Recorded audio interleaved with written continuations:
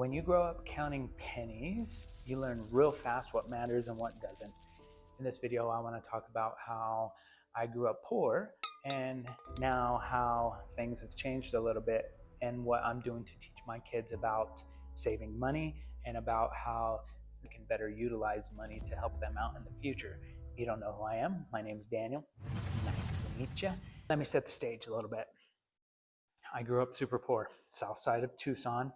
It was not the best area in the world. I can remember being a younger kid and walking home from school, which didn't happen too often, or walking around the neighborhood with my family. I lived with my grandma, and we had like a ranch where my aunt and uncle each had different properties, but it was all one big ranch.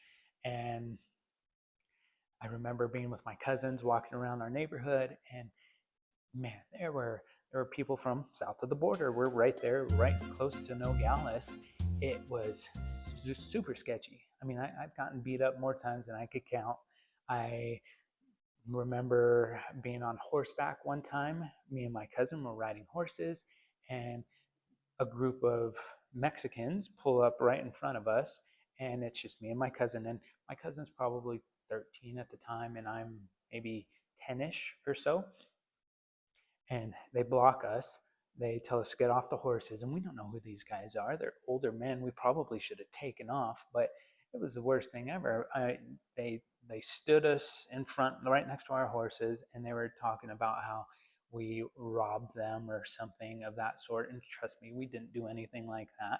And then the next thing I remember is one of these grown men punching my cousin, and it was the worst thing ever. Then they took off. We jumped on our horses. We hauled butt back home, and that was a thing. I don't remember like all of it. I just remember bits and pieces, but that happened quite often. It was a rough neighborhood. So we I grew up in a single income family. My mother was divorced with my father at the age of 2, and we did the best we could. She lived with her mom and my grandma, and they just did what they had to do to survive.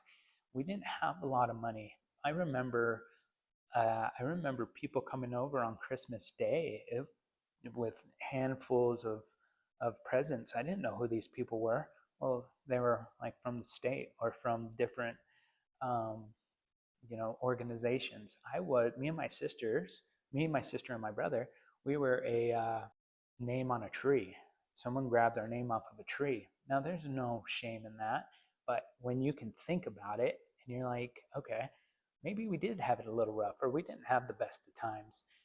That was our life growing up. I remember another time that my sister and I were left home by ourselves, and 3 men broke into our trailer that we lived in, and I had a hunting rifle.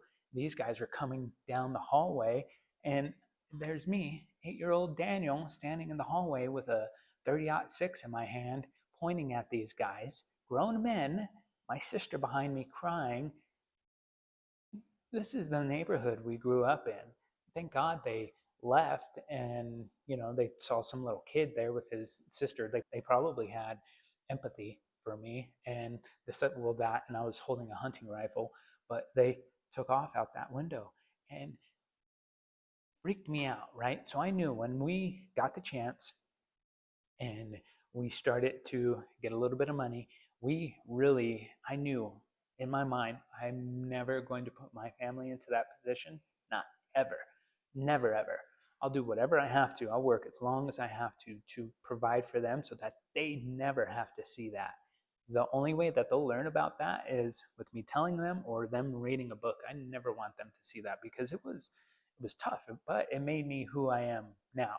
So there's always that. Now, when we started to get money, we got a lot of money at first, and I didn't know what to do with it. I've gone so long without having these nice things that we went and just started buying stuff. My mom was so grateful.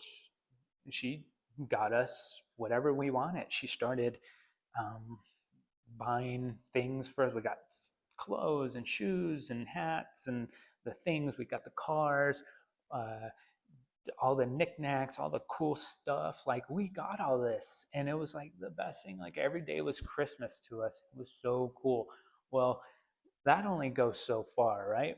When you go from nothing and then you get something, and then you start buying all these things, that fills you up physically and emotionally, mentally, makes you feel better. But still, it could get out of hand. And money, we didn't have an endless printing machine. We didn't have a tree in the backyard that had money all over it. But thank God we had what we had. And it runs out from time to time, or it'll slow down. And it gave me that life growing up until I met my wife, had me thinking, I'll just buy anything. It doesn't matter. Like whatever I see, I want it, I'll get it. Doesn't matter. I'll figure out how to pay it or whatever, or how to buy it. Like if I want it, I'll go get it. My wife, on the other hand, she grew up in a similar situation, but more money savvy. She saved her money because they never knew when they were going to get more of it, right? So then we met, battle of the bronze going on there. Fast forward, it's like 2019, and it's right before the 1/9er hit. We come across this guy named Dave Ramsey, and he talks about all these baby steps and getting out of debt and saving for your future and building a legacy and that whole world. And it was super interesting to me. I went from being the spender guy to being the saver guy, and we saved a boatload of money.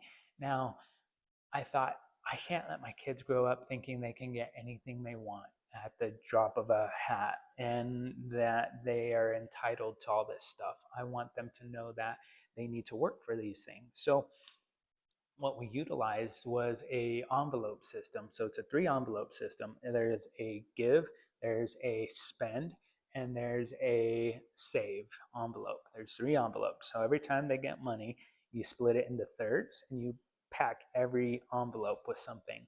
And throughout the course of time, that those envelopes will get bigger and bigger.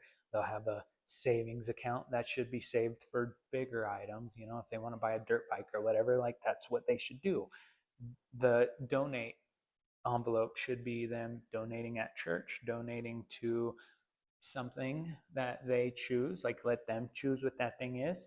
And then the spend envelope is whatever, like if they want to pack a baseball cards, or if they need to buy a baseball bat or a soccer ball or whatever, like that's what that spend envelope's for.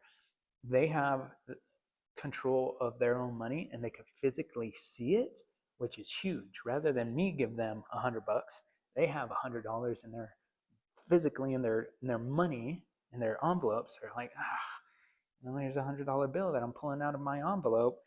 Oh man, I don't know if I really want to spend this or not. Maybe they think twice about it and they start thinking like, is it really worth me getting? I don't know. Maybe, but that's your choice. You figure it out because it's your money. Now, we're there coaching them along the way. We're not going to let them buy something stupid that they absolutely don't need, but they have control of their money. And the moment that you give your kid control of your money and let them know that it doesn't grow on trees, they have to do something to earn that money, whether it's mow the lawn, pull weeds, do something to earn that money, it's harder for them to get rid of it, right? It's hard for them to, they've worked super hard for $20. Maybe they think twice about going and buying that hat or whatever.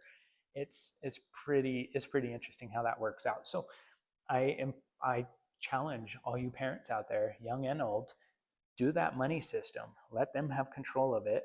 Make sure they're donating, make sure they're saving, and if they want something, pull it out of that envelope system. You don't buy it, let them buy it. Raise smart, healthy kids that can make decisions on their own and see how that turns out in the future. I don't know. My oldest is 10, 7, and again a 6-day or 10-day old. I don't know how it's going to turn out, but it's going to be better than me. They'll know what it's like to save and to manage their money rather than me, just spending and figuring it out later. Like, it's not the way to live. So that's how we did it. And if you're interested in any of that stuff, or if you have any more questions, put them down in the comments below. I'll answer anything you put down in there. If you like the video, like and subscribe to the channel. That would be super helpful as well. And hopefully you can teach your kid how to save a little bit of money, and that'll turn into something great in the future. Well, until next time, thank you. Bye.